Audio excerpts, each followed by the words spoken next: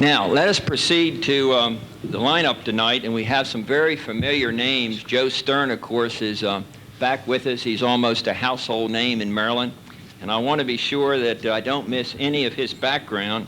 So let me just say that he is, of course, going to be the chair of the panel tonight.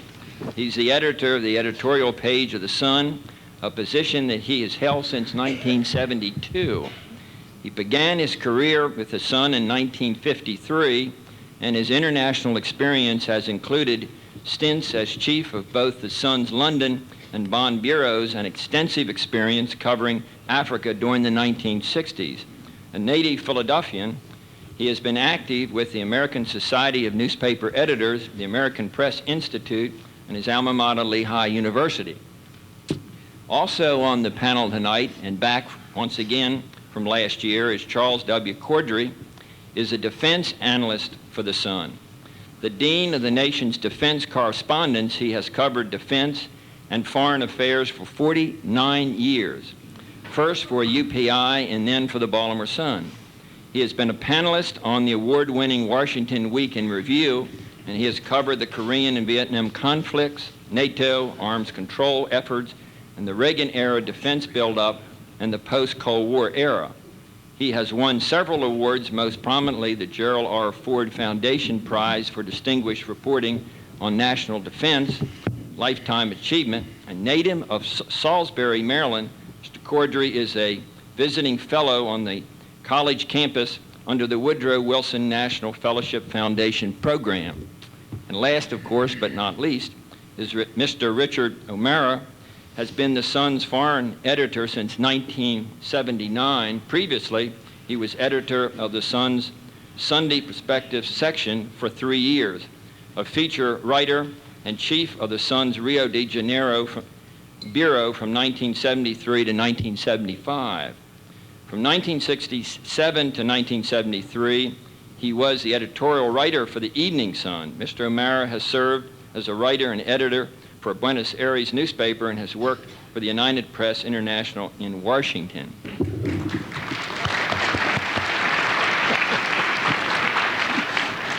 Thank you, Mr. Cole, and welcome everybody to the 11th annual Baltimore Sun panel on foreign affairs. This is really a genuine tradition at this point.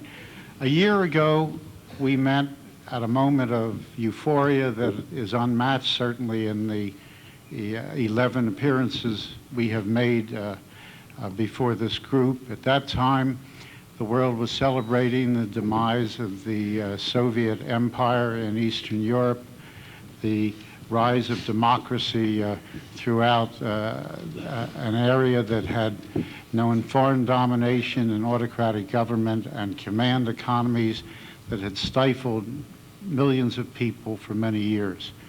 It was a moment of celebration. We had also gone through the exercise in Panama at that time, and we were on the verge of some other very promising events that took place during the year, such as the end of the Sandinista regime in Nicaragua, such as the reunification of Germany under circumstances that were far more favorable and far smoother than anyone could have imagined, and far swifter as well.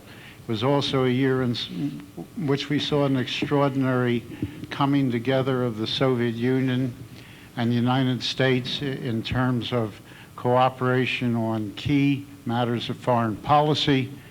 The most dramatic, of course, was not the START agreement as we might have predicted a year ago, but the cooperation of the Soviet Union and the United States in the Persian Gulf.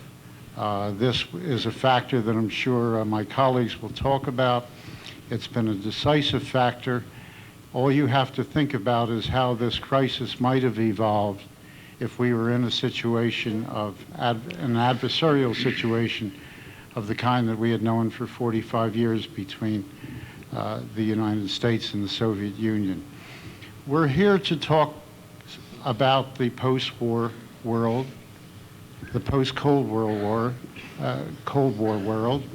We're also here, of course, to talk about the crisis that is upon us. I'd like to emphasize a little bit some of my thoughts about the first point. What we're seeing right now is something of a time warp exercise in world diplomacy. What we're seeing is a formula devised at the end of World War II for world stability, in which the victorious powers of the World War II were to bring some stability and order to the world. These are the 5 nations that have veto power in the Security Council. I'd like to talk about that lineup for just a moment. We live in a world with more than 5 billion people. 1 billion plus of those people are represented by the People's Republic of China, one of these permanent members of the Security Council.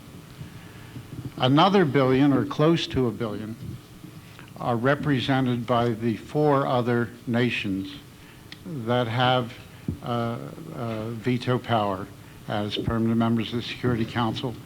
These are 4 predominantly Caucasian countries, 4 predominantly Christian countries that have now come together, as they had not for many, many years, to try to impose order under this formula devised long, long ago in 1945. That's 1 billion plus less than a billion. 1 billion plus less than a billion comes to 2 billion, which means that there are 3 billion people in this world that are not represented by a permanent veto power in the Security Council. During the period of U.S. and Soviet hegemony and duopoly of nuclear power that we have seen, these 2 mighty superpowers were able to impose order in Europe, certainly, by piling up enormous arms caches. In addition, they tried mightily to impose their will in an adversarial way through various parts of the remaining parts of the world with 3 billion people I've mentioned. Now they are coming together, trying to do this in a more friendly and compatible way than we have seen. But as I look at this post-Cold War world, I wonder how long the 1945 formula for power distribution can last, and to what extent the crisis in the Persian Gulf today will force some kind of realignment of power within the United Nations or some other world body or some constellation of bodies throughout the world. At the present time, we're looking at a situation where another post-war organization, the General Agreement on Tariffs and Trade, is in the process of dissolution. This was also an enormously important way in which the 3 of the 5 members with veto powers were those that exercise great economic power, were able to establish some kind of a world order and rules of trade that have been tremendously important, that along with the Bretton Woods Agreement and the IMF, in shaping the economic structure of the post-war World War II world. Now, so that we are seeing a situation where not only will I think the United Nations Security Council structure be under stress in the next 10 or 20 years, but we're going to have to see how the trade structure of the world evolves. Right now we're seeing the European community coming together to form a very large trading bloc. We know that the Japanese exercise enormous power throughout the Pacific Rim and have designs on extending this power into mainland China and into Siberia. I've seen it speculated that the Russian-Japanese cooperation on the exploitation of Siberian resources might transcend in time the U.S.-Japanese relationship. This country has not been quiet on this issue. We have signed a trade agreement with Canada, and in a more dramatic way, we are in the process of negotiating a trade agreement with Mexico and extending some kind of trading arrangements through Latin America. So that we're also looking at a world where we might have enormous, powerful regional trading blocs. And how they get along, how they interact, how they intermesh with whatever power structure evolves in the United Nations is something that this new era we are in will certainly decide. And at that point, I'd like to end my introductory remarks and ask Richard O'Mara, the foreign editor of the Baltimore Sun, to give us what I asked was a world view of current events. Thank you, Joe. I have a feeling that perhaps you people are being cheated. This panel usually consists of the editor of the editorial page, the military correspondent from Washington, and the diplomatic correspondent. But last week I sent the diplomatic correspondent off to Europe and Saudi Arabia, so I've had to come up here as a penance and face you all and do his job. I'm going to try to put this whole thing in a, not to be pretentious, a philosophical context, possibly to stimulate some philosophical and short questions.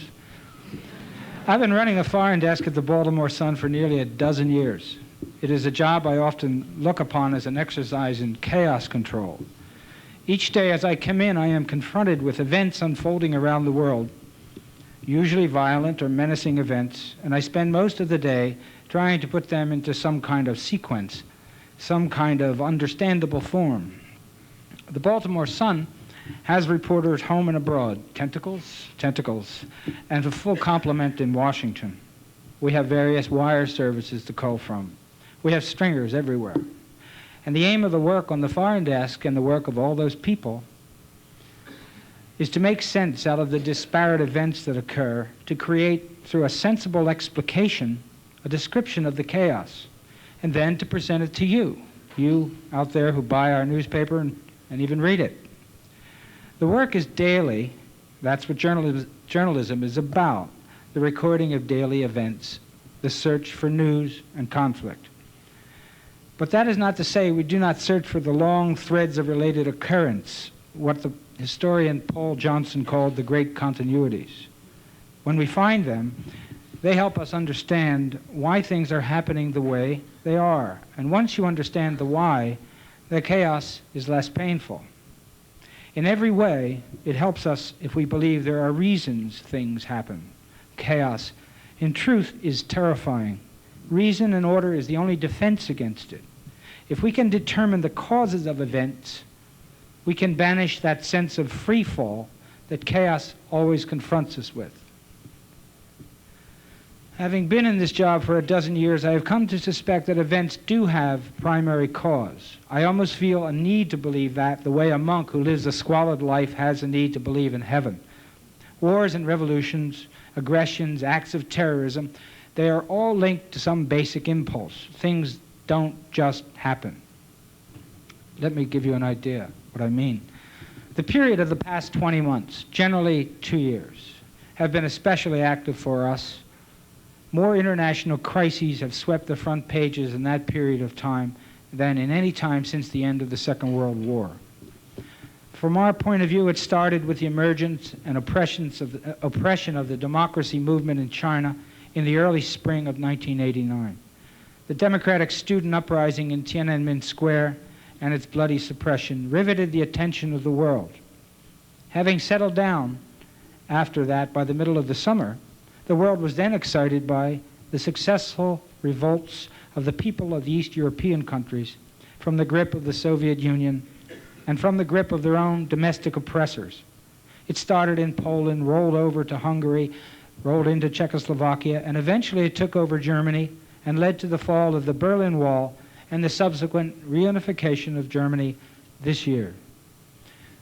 The Brezhnev Doctrine was proved to be as dead as Brezhnev was. More than that, the whole construct erected in the Eastern world after the Second World War came apart, just flew apart. The Cold War thawed out, and we are today confronted with a brand new situation, and we're trying to figure out what to do about it. Francis Fukuyama, who is the policy thinker in the State Department, wrote an essay describing this period that I'm sure you all heard about. And in this essay, he used the expression, the end of history. It was an unfortunate phrase, and he has been covered with ridicule for having devised it. His point was that with undemocratic communism in retreat, there is nothing left in the field to challenge liberal democracy as the way to order our political lives and economy. China, Cuba, they are just the last pieces of fruit on a poisoned tree, ready to rot and fall. The danger is past and the future is bright. I don't think Francis Fukuyama is widely read in Kuwait these days, but that is another, though connected, issue. The man had a point. The two major military blocs that divided the world and were capable of blowing it up entirely are no longer in a state of confrontation. This is good news. I believe that is one reason the Persian Gulf crisis evolved the way it did, but more about that little paradox later. Back to Fukuyama. I am one of those people who believe the man was on a correct course, but not the course to the millennium. For what Fukuyama was doing is what all rational people ought to do. That is, to find the thread, the continuity that led to this state of affairs, these events as we see them and as they unfold today. Raymond Aron, the French intellectual, called the 20th century the century of total war. He was certainly right about that. But it was also the century of mass democracy, a period that brought more and more people, greater numbers, into the process of defining how political life would be configured. I'm in the process myself of reading an interesting book by a scholar named David Cannondine. This book is called The Decline and the Fall of the British Aristocracy. The book proposes that the patricians who ran England and much of the empire, which is to say much of the world, during the early years and mid-years of Queen Victoria's reign were essentially disestablished by a variety of laws extending the franchise to more and more common Englishmen, by the arrival in power of men such as Lloyd George, who hated privilege and the aristocratic way of running a country, and who successfully undermined that aristocracy in the 20th century. The Russian Revolution, a mass movement, and a democratic impulse, if there ever was one, overthrew the Russian monarchy and aristocracy early in the century, only to be captured and bound up by the very undemocratic Bolsheviks, who maintained their regime and managed to squelch the impulse to freedom and mass expression for over 60 years. Now they have been disestablished essentially from within, and the country is in a chaos. The uprisings in Eastern Europe, China, were part of the same movement. It is, of course, an unguided movement, not one even directed by an ideology. But it seems to me quite real and quite productive of disruption and chaos and terror. Chaos and violence, because that is what occurs almost always when the impulse toward democracy is thwarted. In fact, many of the national liberation movements of the 20th century in Africa, Latin America, were basically anti-imperialist and anti-democratic, and quite democratic, excuse me. That's why they drew such mass support. The Mexican Revolution of 1910, which was the first major upheaval of this century, was sparked because President Porfirio Diaz refused to abide by a no re-election pledge. That revolution was also captured, suffocated, and embalmed by non-democratic forces. Nearly all of them have been betrayed, mainly because many of them were guided by Marxists. Cuba is a perfect example of that. They were guided by Marxists because, in the 20th century at least, Marxism was the preferred instrument for fighting imperialism. It provided the rhetoric, it provided the explanation for the state of affairs, and it provided the rationale. Now today, Marxism is a spent force, and so is its cardinal enemy, imperialism, at least the old kind. The democratic movement has, as Fukuyama said, largely triumphed. But does that mean peace is at hand or assured from now on? Obviously, we only have to look at the Persian Gulf to understand that the answer to that is no. I don't think there is a prophylactic against war. I don't believe, with George Shultz, our former Secretary of State, that democracies don't start wars. They do. But they don't do it, or they do it less frequently than authoritarian or dictatorial regimes do, because these regimes prevent people from offering counsel against foolish policies. So if we believe that the era of democracy is upon us, that is all well and good. But that does not mean at all that we are going to be without war, aggression, terrorism, and menace. If we were to reach such a state of felicity, I'd wind up without a job. Thank you.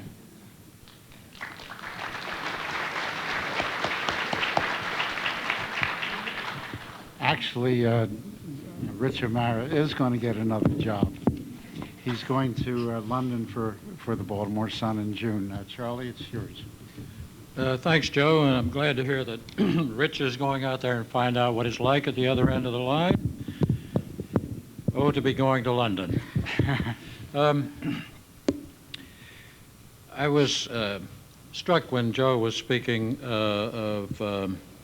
by his remark about a realignment in the world, and by Rich's use of the expression peace at hand. I forget the context. I just jotted down the phrase, because I suppose that it's my job to deal with this question of whether peace is at hand and what sort of realignment we can look forward to. I'm sure there's going to be a realignment in the Middle East, however this crisis is resolved. I'm not at all sure that peace is at hand. Today, the number 3 Democrat in the House of Representatives, Bill Gray of Philadelphia, was on the tube, as just about everybody has been every hour or so, and he seemed to me to summarize things about the Gulf rather more succinctly than other people have done. And he said in the course of a congressional tour there that he came up with 3 points: that the troops are combat ready and their morale is high, that sanctions would take 2 to 3 years, which is quite different from estimates that others have given, and that he thought conflict seemed inevitable. I will suggest to you that the debate in Washington at this time is rather more about when force should be used than it is about whether force should be used. There are various kinds of people who are opposed to, or categories, I should say, of people who are opposed to the use of force. There are obviously those who are opposed to the use of force in any circumstances. There are those who are opposed usually to using it. Then there are those who say, not yet, let's give sanctions a chance. Let's give diplomacy a chance. And, of course, there are those who point out that the consequences of the use of force could be rather unfavorable to us.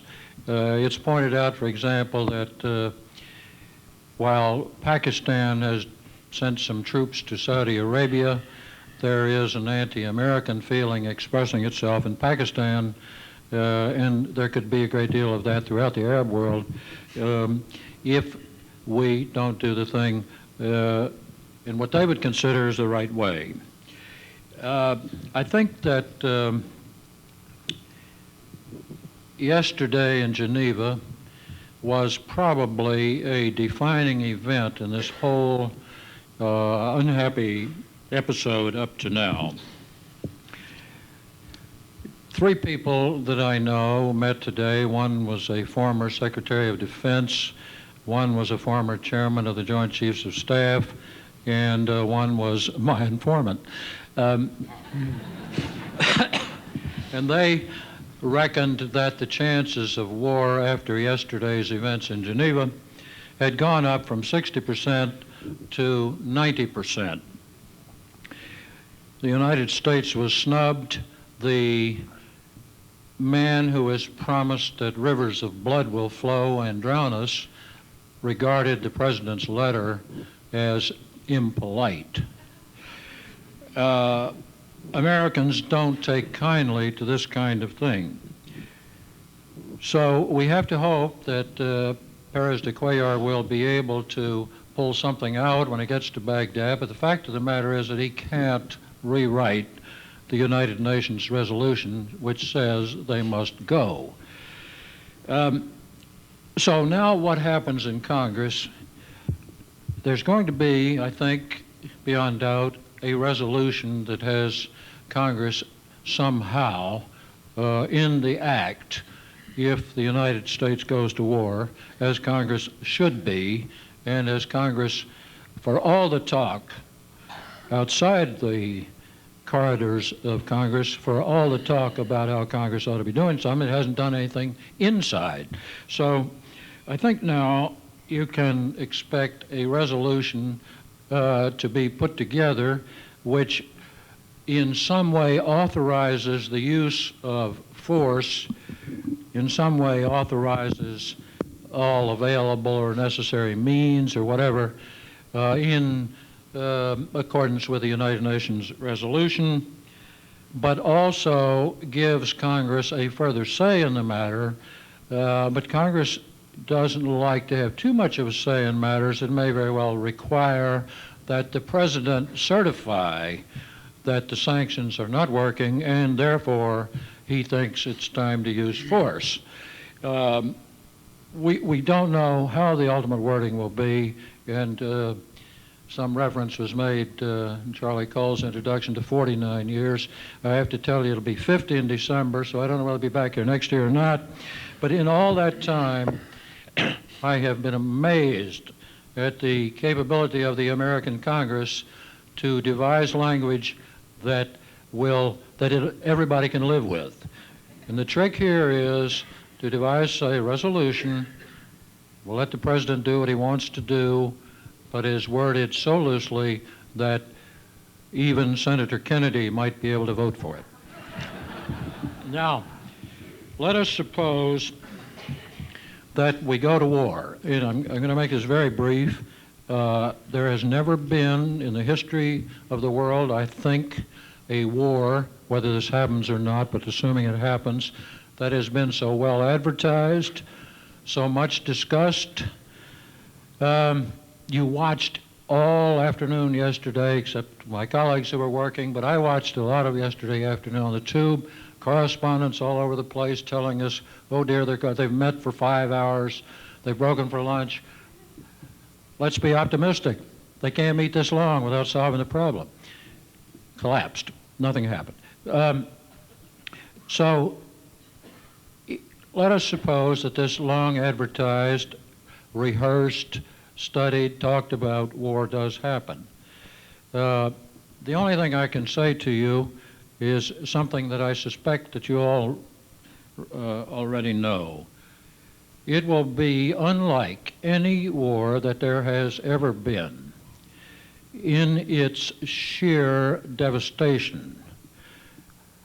Even if we can put every weapon we would use precisely where we want it, it will be fantastic, and some of those weapons won't go where they are wanted, and therefore there will be what the military is pleased to refer to as collateral damage in Baghdad. It will start, beyond any doubt at all, with massive use of guided weapons, unmanned weapons, cruise missiles from battleships, from B-52 bombers, and from other airplanes. And also it will be followed up immediately or accompanied by airstrikes. There isn't any other thing that makes any sense whatsoever if it indeed happens at all. I would think that the object of the exercise would be, forgive me for using that expression, I know it's not adequate to the solemnity of the matter, but the object of the attack would be to destroy the Iraqi Air Force, to destroy the Iraqi air bases, to disrupt all their communications with their commanders and their troops, which would leave the troops because of the particular kind of training the Iraqi army has, wondering what to do next. I would assume that they would also take care of the chemical production facilities and the nascent nuclear works. After that, it's not something that anybody has told us. We don't know what the American military plan is or what the Allied military plan is.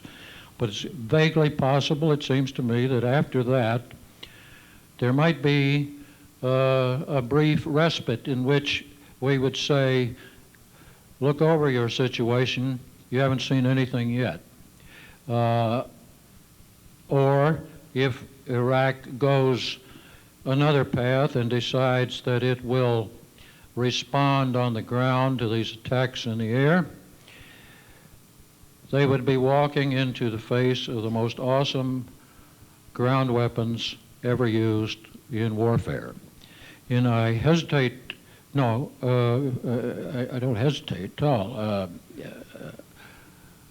I rush to say to you, I am not talking about nuclear weapons. I was amazed to see another newspaper had a front page story saying the United States has decided not to use nuclear weapons. Even the negative stuff seems to be hot stuff. I mean, well, of course it's decided. I doubt if there's been a meeting on it. There is no occasion for it. The weapons that we are going to use if this comes to war are quite awesome enough. There is no requirement for nuclear weapons. So on that rather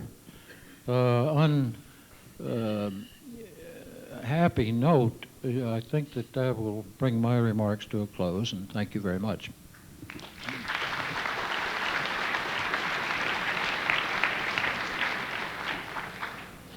At this point, the floor is open to questions. You can direct it to any one member of the panel or to the entire panel. There are microphones in all the aisles. Yes, sir. Is this working here? Yes, we are. Simple question. How do you reconcile 2 points? One, that you cannot reward a brutal aggressor in any way whatsoever, with what you might also call a fact that the only way Saddam Hussein will leave Kuwait peacefully is if he's given some kind of a face-saving avenue. Repeat the question. I didn't get the first part. I think the question is, how do you deal with an aggressor by the kind of attack you were describing?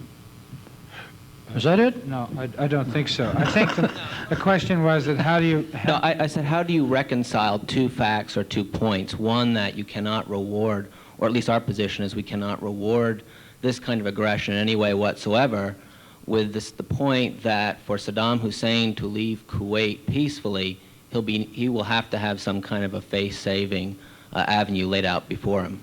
Oh, well, I would think that there isn't any requirement at all for the what I will choose to call the American side. I like to think there are others who are in it with us, but I wish there were more of them, or more of their representatives were in it with us. I don't think we have to reconcile anything at all, and I don't think that since the whole world's against him, it owes him any face-saving solution. And I'm unable to think of a face-saving solution for Saddam. I know it is said that he is quite capable of stopping the whole thing and turning around and going home, and as he did in Iran, and he may do it. But on the other hand, he may have a very considerable problem, and I don't think we're going to worry about that if his face is not saved or his hide. And the president's been more expressive. Yes, sir. Pardon me, this is an open question. In view of what's been happening recently in the Soviet Union, I wonder to what extent is do you believe that our farewell to the Cold War may in fact be premature? The question is, in view of what is happening in the Soviet Union, is our farewell to the Cold War premature? I'm sure my colleagues have some ideas about this. I'd like to try to respond first. I do not think it is premature. What is happening in the Soviet Union is very dangerous. It can be very bloody. It can create enormous turmoil. It can also end a lot of the superpower cooperation that we have seen in nuclear arms negotiations and in the Gulf and in dealing with Cuba and Nicaragua and other places like that. But I don't think there can be any possible return to the status quo ante. I do not conceive of a situation, for example, in which the Soviet Union could reestablish its hegemony in Eastern Europe. We are looking at a country that is economically devastated, probably incapable of maintaining the kind of military regime it used to impoverish itself for more than 4 decades. We're looking at a regime that can maintain its central power probably only through the use of force and some bloody applications of the use of force. I think we're looking at a country that is going to be very much preoccupied with its internal problems, trying to even handle basic problems like feeding its people, clothing its people, keeping them warm, preventing enormous population migrations, so that I think the air has gone out of the Soviet balloon as we knew it for all that period, and with an adversary that weakened, that decimated or eviscerated, I really don't think we can go back to what we define as the Cold War, in spite of the fact, and I'm sure Charlie would point this out in great detail, that the one organization left in the Soviet Union that has power and coherency and materiel and capability is the Soviet military. But I suspect that the efforts of the Soviet military are going to be directed internally rather than externally. That's my view. Rich? I agree with Joe wholeheartedly. The country is flying apart in every direction, and Mr. Gorbachev is becoming more and more like Mr. Brezhnev in a sense to try to hold it together, but it's a faded force, a spent force. There could be threats. Some military clique could gain control for a while, perhaps one of the republics rattle around some nuclear weapons, but I don't think as a major superpower there's anything there. Just the danger that all that kind of instability always brings. That's what I think. Charlie? I was invited to point out something in great detail, Joe, but I won't do that, Joe. I really won't. I just simply will say that yes, the military still has a considerable amount of cohesion, although out on the fringes it's getting pretty frayed.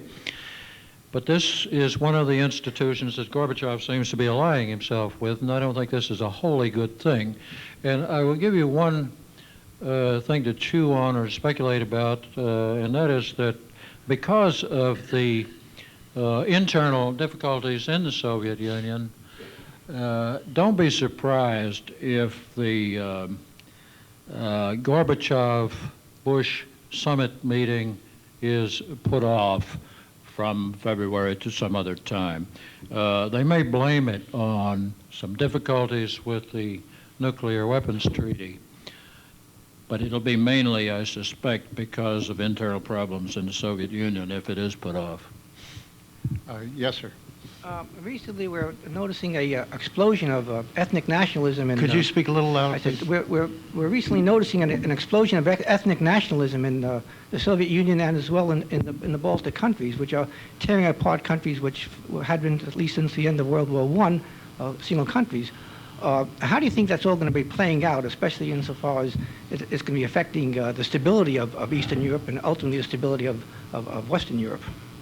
Could you repeat that? The gentleman is asking what the conflicts, the ethnic and nationalist conflicts within the various countries that formed the Soviet Union, what the effect of those conflicts are going to have on on the region in general. Is that right? That's correct. And also, how do you think it's going to play out? Well, I think that, well, in the first place, if Soviet communism gave anything to the people in the Soviet Union, it gave them perhaps peace from ethnic strife, because it was just a big cop with a big club. And freedom brings things like this in its train. I think that in some countries, like possibly in Czechoslovakia, it will be very bad unless the Czechs and the Slovaks can get themselves together, and could tear the country apart. I don't think there's any problem like that in Poland, because it's homogeneous, and they're all Slavs and everything. So I don't see any problem there. Within the various of the republics of the Soviet Union, there's a terrible danger that Moldova could fall apart, or the Azerbaijan and Armenian conflict could come to war. This again brings the requirement for a super force, the Russian army, Soviet army, to keep the peace. So I think it depends on where you are. I think Eastern Europe, the states that are constituted there, will eventually work their way out of it. The Soviet Union, I think they may have more problems there. Including Yugoslavia, they'll work their way out? Yugoslavia could fly apart, because, yes, it certainly could. It could fly apart and become just a series of states. States could go to war. Serbia could try to hold everything together and use force to do it. There's nothing to stop that now. There was nothing to stop that before, because the Soviets didn't control Yugoslavia. And the only thing that would prevail is good common sense. And there is something else. There is the lure of prosperity, which the states of Eastern Europe, if not the Soviet Union, but the states of Eastern Europe see unfolding in Western Europe. And they know, they're not so stupid, they know that what brings this prosperity is the kind of liberal democracy that has been established in Western Europe. They'd have to be completely foolish not to emulate them. Of course, people have been completely foolish before. That's it. Yes, ma'am. Yes, I have two questions. Could you speculate on the role of Israel if we should go to war in the equation? And the second question? I'm also curious economically what you see as the impact on our nation, let's say domestically, should we go to war, and exactly what the percentage, or what meaningful portion of this burden economically are being picked up by Saudi Arabia or Kuwait or the other countries. The question is the Israeli role in this conflict, and also the possible economic impact of the conflict on this country. So far as Israel is concerned, let's keep a few things clear. At least until mid-afternoon today, the Israeli government was on record as saying it would not engage in a preemptive strike against Iraq. One of the major questions then is whether Iraq would engage in a preemptive strike on Israel. When Mr. Tariq Aziz was asked yesterday if his country would indeed attack Israel if fighting broke out with the anti-Israel coalition collected on the Saudi border, his answer was yes, absolutely yes. The general prognosis is that if Iraq does not engage in a preemptive strike first in an effort to divide the Arab world and make it more difficult for nations like Syria and Egypt to be aligned against a fellow Arab country, that it would indeed try to hit at Israel after fighting broke out. Under understandings that I understand, anyway, our government has worked out with Syria and Egypt, it would work this way, that if Iraq were to hit Israel, Israel would hit back. It would hit back in kind.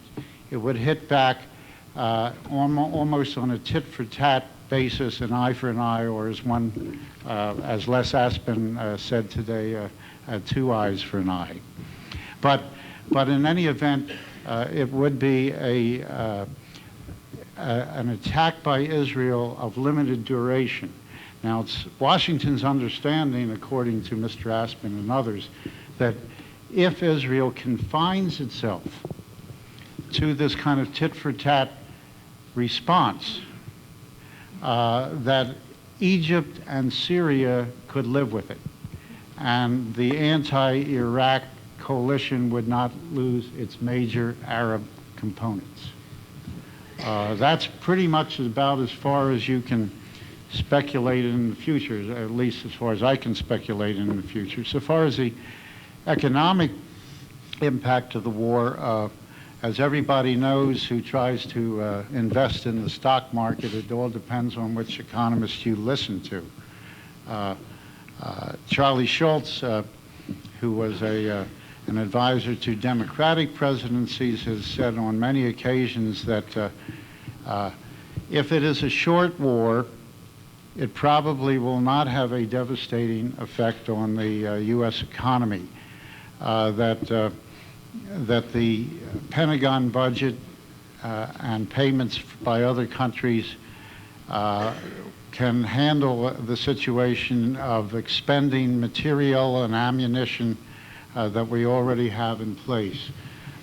You also have a situation where many of the troops are drawing down on the Pentagon budget, whether they're in Europe or in America as well as over there, so that you're talking about expenditures in the neighborhood of $30 billion, which is about 1/10 of the Pentagon budget. He believes that a short war would probably not devastate the American economy. I'm not an economist. I just have to quote what other people will say. But that's the only response I can make. Do you want to? Well, I would just say that $30 billion is what it's going to cost us to be there if we don't go to war. If we do go to war, it's going to cost about $1 billion a day. So Charlie Schultz is possibly wrong. That's about all I want to say at this point. I agree with Charlie. I think that it could be devastating on the economy. That's the impression I have, but I can't really say. It costs an awful lot of money to maintain an army that size. It costs even more money when it goes to war. It's a fairly simple equation, you know. War costs money, and we have to pay for it. Nobody else. I mean, if you think of the contributions that the Allies are making, every time we make an accounting, we're supposed to have $30 billion or something like that in the bank from them, and we wind up with hundreds of millions. That's not really going to meet our expenses.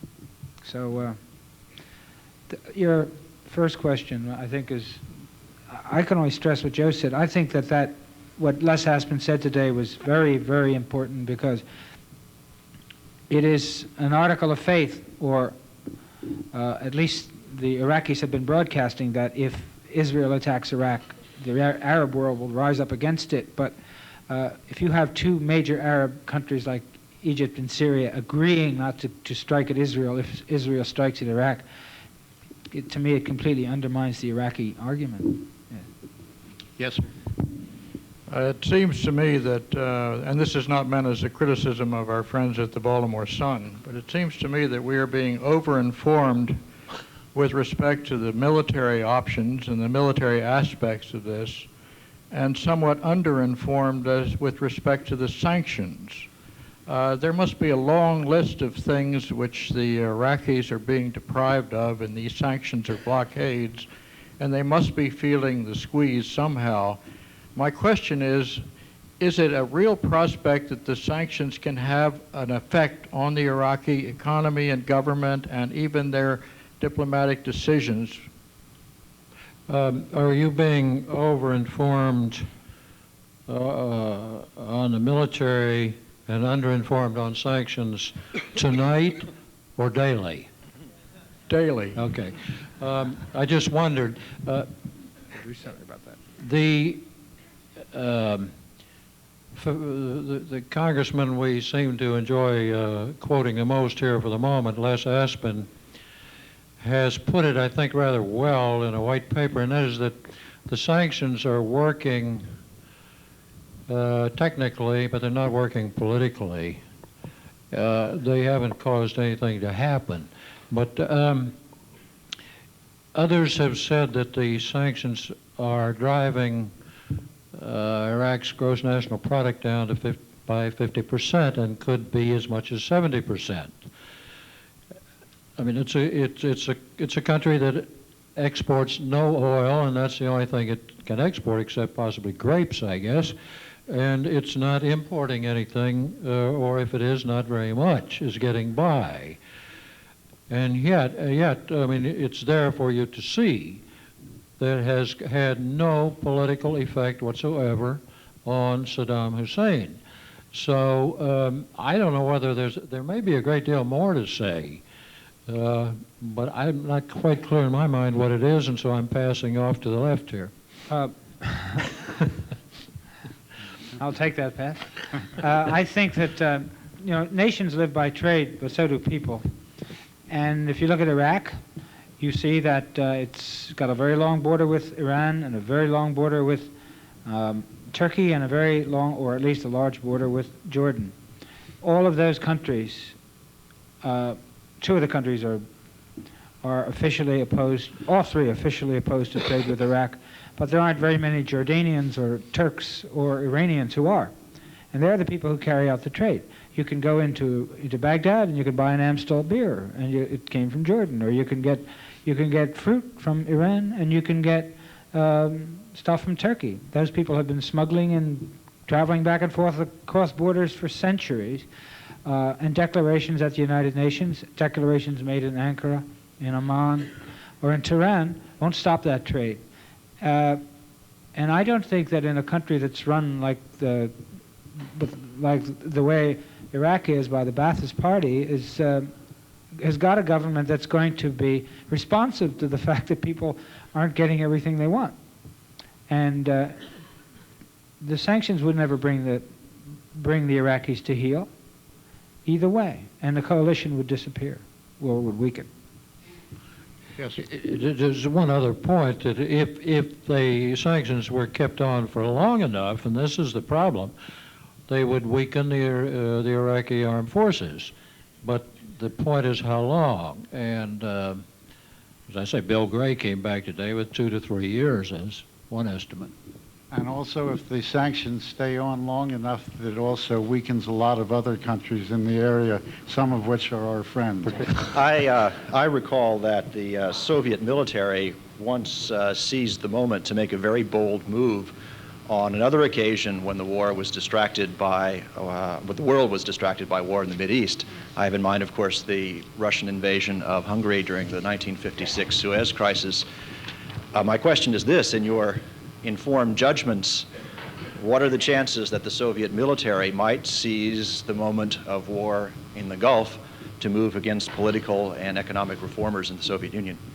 To move where? To move against Gorbachev and whoever represents the reform movement at the time. I don't know. That is a profound question. The Soviet military has been exceedingly disenchanted during all this period of Shevardnadze's reign at the Foreign Ministry, because he was telling them what their future strategy and defense posture were going to be, and he was winning. They resented, I think, can't be sure, the pullout from Eastern Europe. But you don't know whether that means they think they should have stayed. They resented the loss of strategic control. Now they are apprehensive. I don't imagine Kuwait matters all that much to them. They're apprehensive about the United States getting what they would consider to be a foothold on their perimeter that it has not previously had. And the president's tried to assure them that we couldn't care less. I mean, the last thing in the world we have in mind is getting a foothold where we would be able to put more pressure on the Soviet Union. And that the American objective is as stated. But nonetheless, I'm not answering your question, I'm just fortifying it. It is a terrifically important question. And it comes to this. After all, it was not Shevardnadze's policy that the military resented, it was Gorbachev's. And so what is Gorbachev's policy going to be? I imagine my colleagues would agree with me that Gorbachev's got his hands full without doing anything down south. But what do you think? Just one other thing I'd like to add, that in defiance of the terms of the Conventional Arms Reduction Treaty that was signed just a few months ago, the Soviet publications have now conceded what the U.S. complained about, namely that they have moved weapons back east of the Urals in defiance or contravention of that treaty. And I think there are also significant elements in the Soviet military that is not happy to see their long-time arrangements with the Iraqi military severed by these civilian leaders. Let me do what is absolutely obvious and unnecessary, and that is to express your appreciation to our extraordinary panel for another splendid evening.